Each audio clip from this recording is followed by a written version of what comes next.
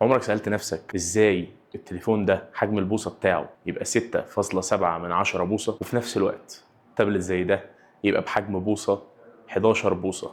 يعني الفرق ما بينهم تقريبا من 4.5 ل5 بوصة، مع انك بحركة بسيطة لو مسكت التابلت وجنبيه التليفون هتلاقي ان شاشة التليفون لو جينا حطيناها على التابلت، ادي 1، ادي 2، ادي 3.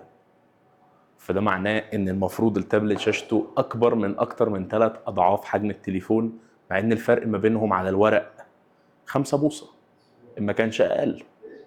طب ازاي؟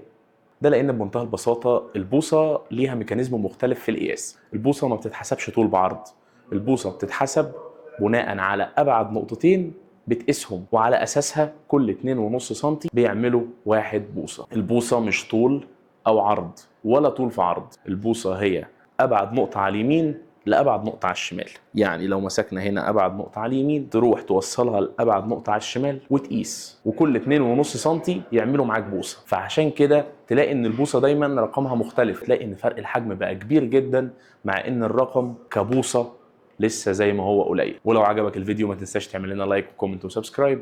كان معاكم حازم تيك فيو، سلام.